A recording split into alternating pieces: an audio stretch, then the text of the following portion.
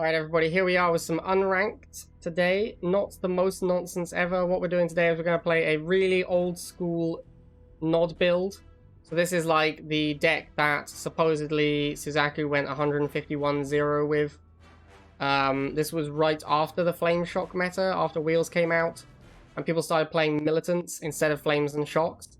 Because Flames and Shocks became kind of bad after Wheels came out and Militants got buffed and Flames and Shocks got nerfed.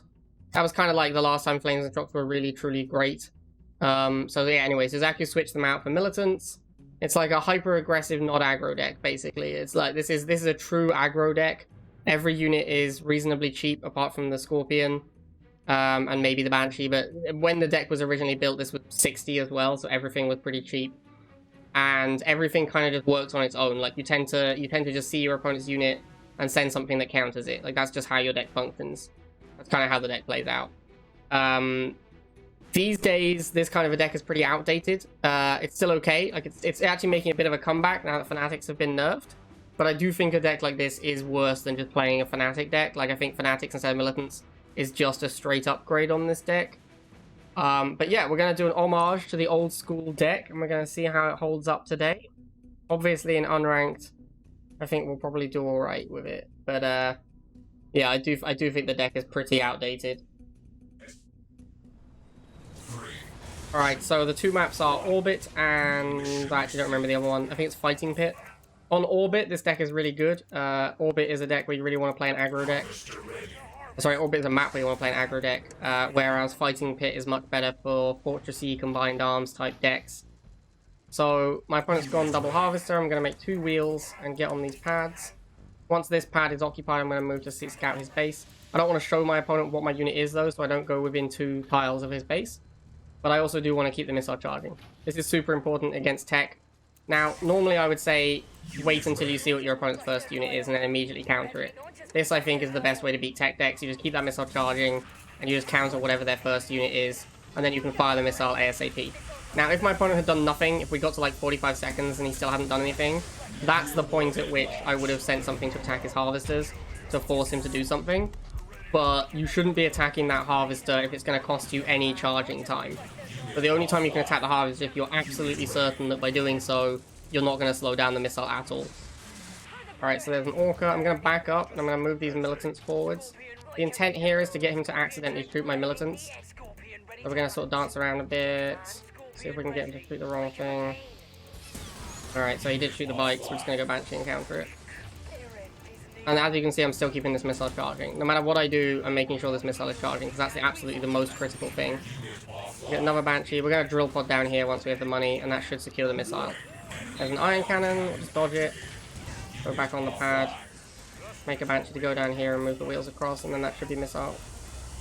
Alright, so there it is. Missile fires. 1 minute 42. No tech units to deal with. Pretty much the best way to beat tech, right there. Like, I never even killed a Harvester. Killing a Harvester is not important. Putting pressure on the Harvester so he had to make units to defend it, that's worth doing, but actually killing it's not important. The main thing is making sure you charge that missile. 3, 2, 1. Okay, so once again we're going to open, because we're an aggro deck, we want to charge the missile as soon as possible, so we're not going to open Harvester, we're going to open Wheels. Get on the pads at 5 seconds, try and fire that missile at like 45 seconds. Now we're going to dance back and forth a little. We're going to check his barracks. There we go. You see a barracks now. Because I didn't show him my first unit, he's gone Shocks first, which is terrible because I have Wheels. But by not showing him my first unit, he's immediately built the wrong unit, which is great for us. And again, you see he's still charging the missile. I've got 1 wheel on each pad while I fight this Shock Trooper. Now the guy, we're going to wait and see what he does next. I'm predicting air. That's what GDI almost always does. They almost always go air. Okay, so it's Grens instead. I didn't preemptively build a unit because I didn't know what he was going to make.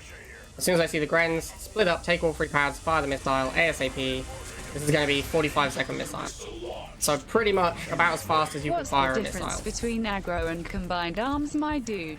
What's the difference between aggro and combined arms, asks Beck. Okay, I will answer that question once I am confident that I've got this game locked up. So we're going to keep making these rifles to deal with these Grens. We're going to get the shocks on the wheels on the Shock Trooper. As you can see, again, I'm on all 3 pads, charging that missile. I'm not even making expensive units, because there's no need to. This is another thing that people make a big mistake of doing. They will make more expensive units because they have the money to do so. You don't need to do that. Just make whatever the best unit is. Now, in this spot, the best unit is militants and wheels. So that's all I'm making. And I'm about to win the game very quickly with just militants and wheels. Game's about to be over, so I'm going to make these flame troopers. And now you see, I only made militants, wheels, and 1 drill pod, and I win the game at 1 minute 35. And that is how you beat tech, my dudes. Alright, now, what is the difference between aggro and combined arms? So, the difference between an aggro deck and a combined arms deck, a lot of people basically just think there's 2 types of decks in the game, which is aggro and tech. This is not true. There are many decks that do not contain tech units that are not aggro decks. So the big difference between combined arms and aggro tends to play a lot of efficient cheap units, like for example bikes, wheels, lasers, militants. Scorpion tank is kind of your big units in an aggro deck normally, like Scorpion and Banshee are your slightly bigger units. The game plan of an aggro deck is to charge the missile very, very aggressively. You want to win the game as quickly as possible. But more importantly, the game plan of an aggro deck is to consistently send cheap units to hard counter your opponent. You see there's lasers here? I'm not going to counter them with this wheel because that's not a counter. The wheels will lose. So I make these militants and I use them instead. Now down here I'm going to send both my wheels because 2v1 I can win this fight. And I'm getting on this pad to charge the missile as well. But I'm trying to use hard counters. Cheap hard counters. So I make a rifleman. If my rifleman dies killing a laser, I'm happy with that. Because I've spent 10 and I've killed a 20 cost unit. I'm up 10 Tiberium. And more importantly, the game is ending quicker because I'm charging the missile constantly. So you see, he's gone double harvester, but I'm not pressuring his harvesters because that doesn't matter. What matters is firing this missile. So that's what I'm doing. I'm firing the missile as quickly as possible. Alright, now the first missile's fired. I have good map control. This is when I'm going to go Scorpion tank and pressure the harvester. Now, how does this differ from combined arms deck, you might ask? A combined arms deck is one where you build multiple units that cover each other's weaknesses. So, for example, Razorback plus missiles. That is a very good example of a combined arms deck. Because once you have missiles protected by a Razorback, it's extremely difficult for your opponent to efficiently remove your missiles whilst the Razorback is protecting them. This means that your opponent has to use inefficient answers and will end up losing out a lot on Tiberium because they can't break your combination with anything. That's kind of the point. Like, no single unit breaks up your combination very easily. So combined arms decks tend to play with multiple units that cover each other's weaknesses in the same location, which is why you don't want to play combined arms on orbit, because you want to split up your units on all 3 pads. But on fighting pit, where you fight in a single location, because all of the pads are touching each other, you can play a much better combined arms deck, where all of your units work together to overcome whatever your opponent sends at you. Now, usually combined arms is more powerful than aggro, but doesn't play as well on split up maps, because your units tend not to work very efficiently on their own. They need support at all times to work well together. So another example of combined arms, the borderline deck between combined arms and aggro would be Fanatics. Everyone calls it Fanatic aggro, but it's kind of the most aggressive combined arms deck in the game, rather than an aggro deck. Because if you use Fanatics and you don't put them with other units, they suck. Like, if you make a Fanatic and you send it to kill a laser and then it dies, that's a bad trade, because you're down 10 Tiberium. However, if you send a Fanatic to kill a laser, and then your Fanatic boosts your bikes, and your bikes kill whatever kills your Fanatic, now suddenly you're up Tiberium, because you've killed the thing that kills your Fanatics, as well as killing the laser troop with the Fanatics. So that makes Fanatics good, because you're getting extra value out of that boost. That's what makes the Fanatics a powerful unit. So if you treat Fanatics like they're militants, they won't perform very well, which is one of the main issues people have when they start using Fanatics and they don't understand why Fanatics are overpowered. It's because they play them like they're militants. So they're sending them off, they're going and dying on their own, and they're not getting much value because they're only killing one thing and then they're dying. And you're not getting boosts out of them. Getting the boost out of the Fanatics, or making sure that you kill something else with the Fanatics, is really the goal. Combined arms decks tend to not want to lose their expensive units. Like, you make expensive units, and then you don't ever want that expensive unit to die. That's like a really critical part of the combined arms deck. I'm not sure what this guy's doing. It looks like he's trying to base rush me. Just move out of the way of this cat missile. Oh my god, I didn't dodge it. Oh no, what do I do? I know, I'll fire a nuclear missile at his base. Okay, so there you go, guys. Another win for me. So yeah, that's the difference between combined arms and aggro, basically. Aggro decks play a lot of cheap units that go in 1v1 things. Combined arms play slightly more expensive units that work well in synergy together. Okay, so Better Way said Giga, solid example of combined arms. I actually would slightly disagree. I would argue that Giga Cannon decks tend to be Fortress decks rather than combined arms. Combined arms tend to play reasonably similarly to Fortress decks. Like the two decks are pretty similar. They do play in quite a similar fashion.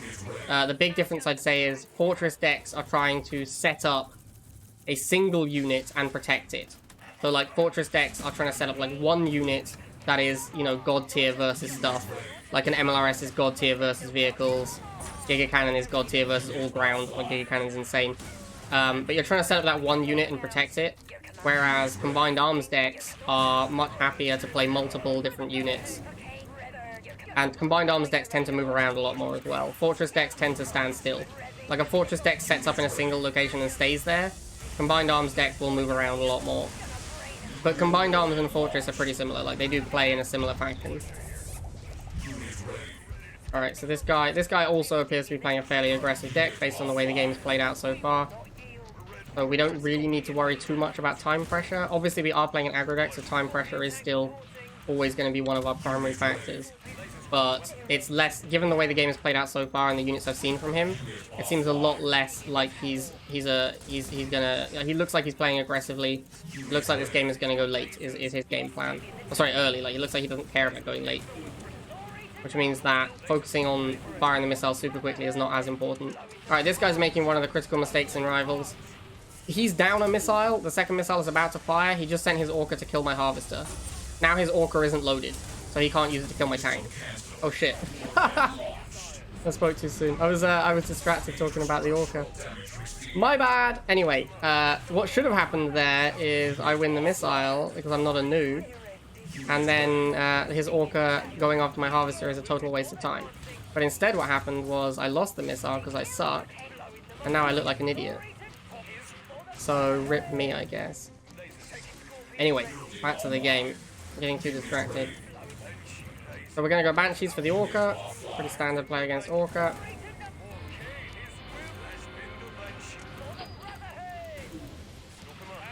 Great example for Blade overstating how bad Half Harass is.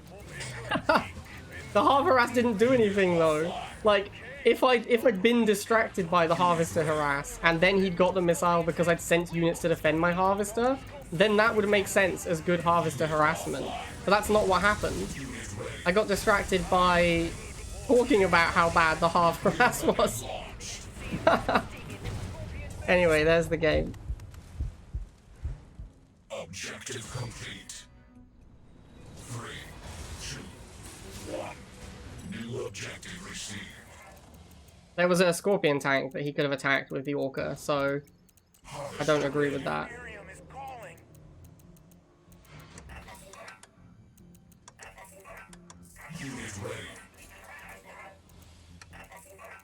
Okay, I'm not sure what my opponent is doing right now. Looks like he expects me to blind double Harvester, which I haven't done. Building online. Don't stop me. What's needed? Destroy the GDI. Bring them to their knees. Okay, so yeah, we're countering the jump jets with rifles because obviously wheels are less efficient.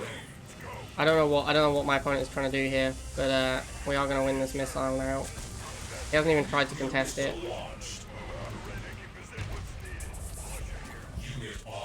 Gonna keep making rifles for now.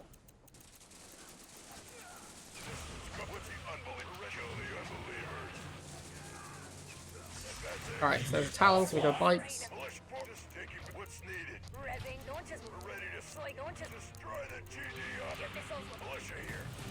Unit ready. Ready to roll. Your command. Revving the end. Boyka rolling. Launches. Your missiles will smack. Let's go. Alright, so we should have pretty good control of the map here. Yeah, also the Harvester damage wasn't relevant. Like the game ended with my Harvester at half life. And at that stage in the game, against an aggressive deck like mine, I don't need the money. So he needs that. That 80 has to be a big deal for him for it to be worth doing. But if he just lost the game, which was what should have happened at that stage, it would have been a complete waste. 3, 2, 1. Okay, so Shukit wanted me to talk a little bit here about the benefits of moving your harvester from this default spot to down 1 and to the right. We're getting jump jet rush, so we're just going to take care of that first. This is another reason to scout first, guys, because if you scout first, you don't have a harvester to kill. Okay, so we're going to put the harvester here, and we're going to talk about the benefits / downsides of putting it here. So it's 2 tiles away from a pad instead of 3, which is obviously some upside. And it's, you get vision. Yeah, this is actually not harvester vision, this is wheel vision up to here. You get vision like of this. I'm not sure if it's really much upside. I think it is. I think it is a small amount of upside. I think Cricket is right that you should put your harvester there, because it is a tiny amount of upside, and any upside is worth doing. I think being 2 tiles away from a pad, it's also the safest pad. Like this pad over here is your, in air quotes, safe pad. So putting a harvester here is going to be easy to do and reasonably safe. So I do think that you should move your harvester down like this. I think Cricket is right. I think that is upside. So I do believe you could do that. Alright, looks like we just lock him out of this missile now. Yeah, there we go. Cool. Because he had jump jets, I actually should have been a little bit more aggressive with my blocking, because jump jets can always sneak on somewhere, and that's something I need to be aware of. But yeah, I do think you should put your harvester down here, down in 1. It's closer, you can move it close to the pad quicker, which is upside.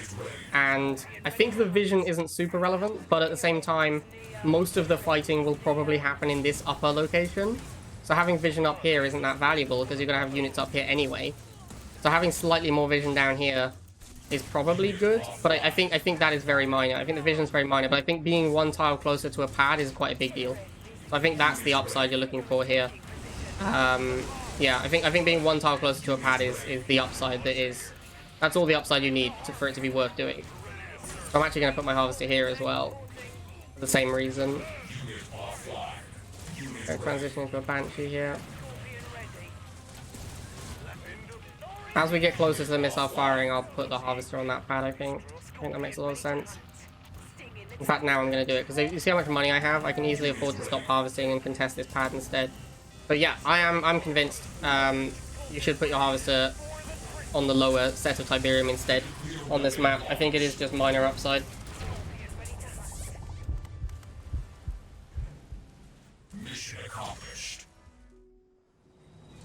Alright, we're up against a NAS, so we got ourselves a serious opponent here. Objective received. Now, I doubt a NAS is going to be playing a deck like mine. He's probably going to be playing Fanatics. I think that... Oh, there's Militants. Interesting. Okay, I have no idea what a NAS is playing then.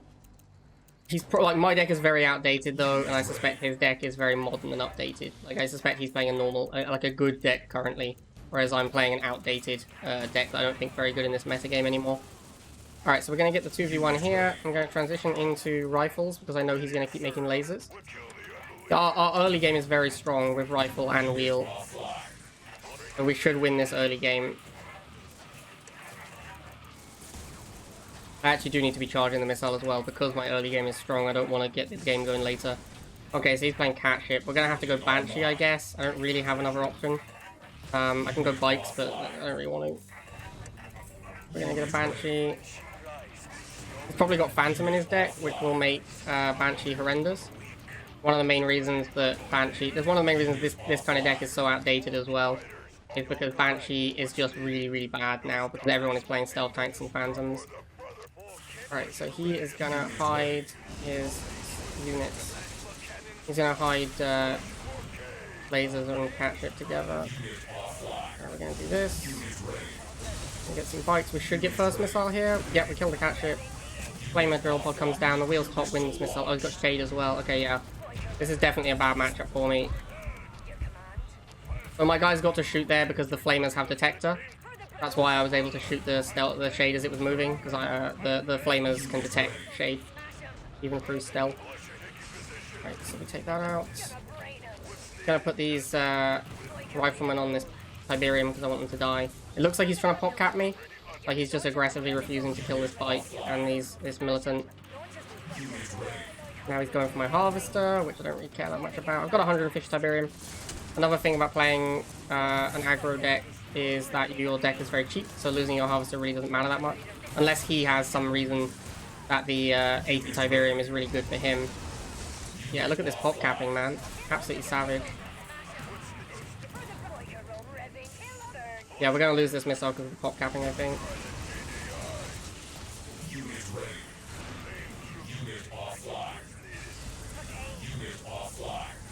Get this on the pad.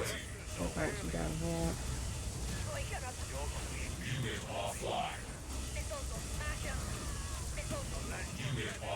Really need to kill this Phantom. Oh, those wheels were supposed to be a Rifleman. That's not good.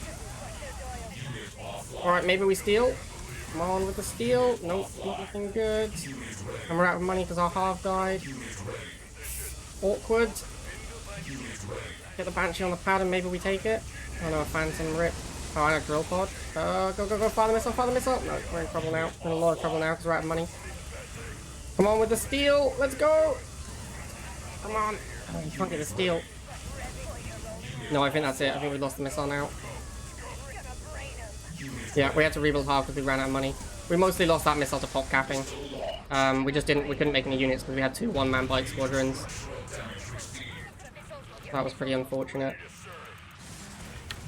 Just ran out of money there.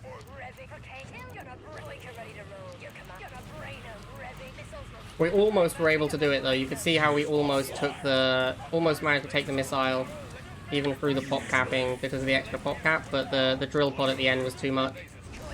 That's what ended up winning him the missile.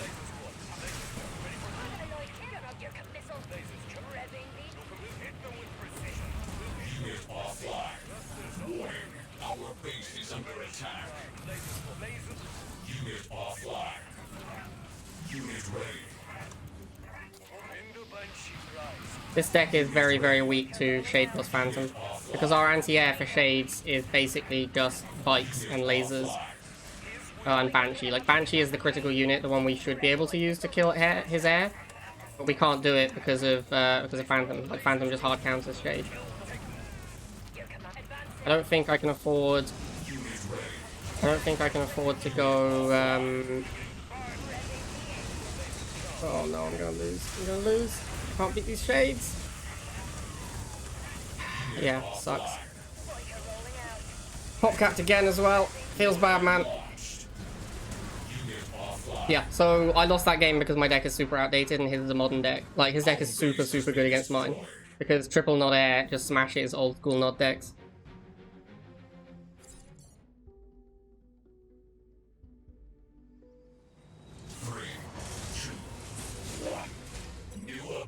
Okay. So that game, I think we basically... I just couldn't beat triple nod air because my deck is just not good versus it. Shade has changed the nod metagame pretty dramatically because most nod decks can't really beat Shade. It used to be laser drones, but laser drones are terrible now. So now it's just Shade. Here's laser drones, speak of the devil. Look how much slower they are now. They can't even catch my wheels. Sucks to be a laser drone these days. Let me get the wheels over here. I actually do want to lose some wheels, probably. Oh, whoops. That was meant to be a laser crew. I completely misclicked. Wow, the guy literally just went straight into Inferno. That's crazy. Alright, fair enough. So we're going to wait until it bombs. We're going to move some bikes in while it's reloading.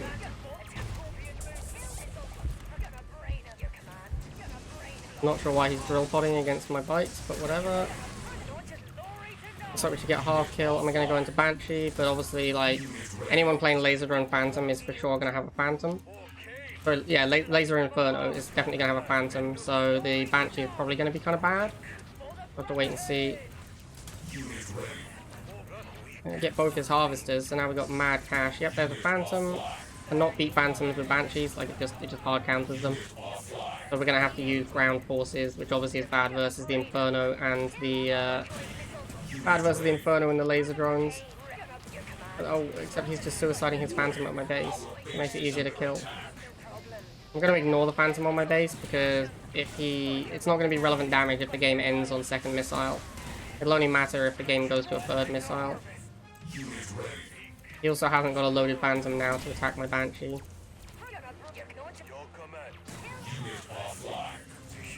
command. Try and kill this thing off as it comes in. Yeah, okay. As long as this bike lives, we win the game. Okay, it didn't even matter because he didn't get on a different pad.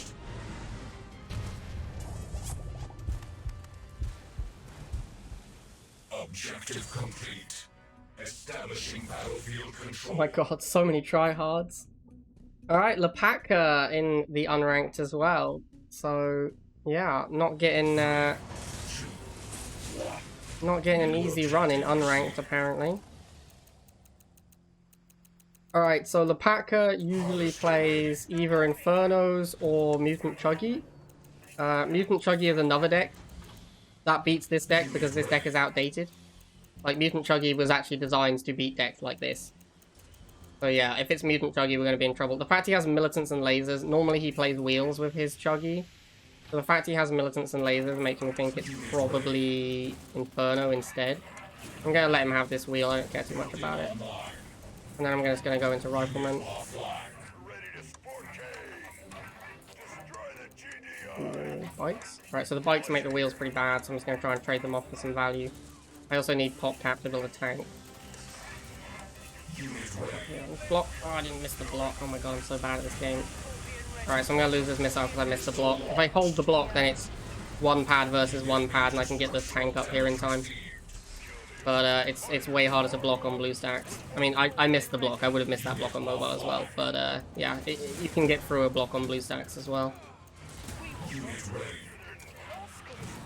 Okay, so we're going to be relying primarily on our tank. Oh, it's a cat pip deck again. All right, so if it's another Nod Air deck, then we're going to be very unfavored again, because this deck just doesn't beat Nod Air. Like no Nod decks really beat Nod Air. The best you can do is mirror them with your own Phantom. If you don't have a Phantom, you're going to lose to Nod Air almost every time.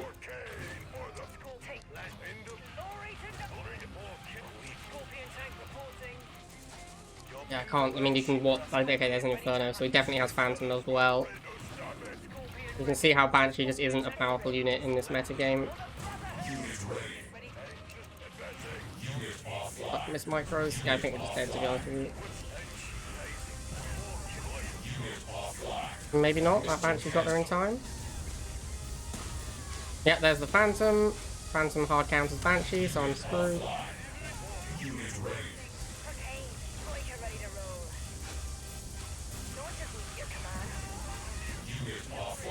Well, we won top pad, so maybe not. Drill pod here, get something on that pad. Here comes some boosted lasers. Hopefully they don't live long enough. My Banshee should live. No, my Banshee didn't live. Rip. Need to not get my bikes bombed. Okay. On this pad. Block here. There's lasers up top, so I need to send a militant up there. Oh, they're heading down? Alright, we'll still send a militant up. Ah, I can't click these bikes! Oh my god, so bad. So bad, and and I'm dead. Well, once again, this deck is very outdated and just doesn't beat Phantom. It doesn't beat Nod Air. Like, Banshee is just not a playable unit if your opponent has Phantom. It just gets hard counted. Okay, so there we go. I went 8-2 in unranked with this incredibly outdated deck. I think this deck is not playable anymore. I don't think it's been playable for a while. Just to be clear, you can still easily make Tiberium with a deck like this, but once you play against top players, like once you play against Anas and Lepaka and people who are like top 10, top 20, you'll get destroyed. Like, you'll just get crushed, because Banshee is awful in upper tiers. Like, Stealth Tank and Phantom annihilate them. We didn't come close to winning either of the games against Nod Air, because Nod Air just smashes Nod War Factory. Okay. Hopefully you guys enjoyed that, and I will see you at the next one.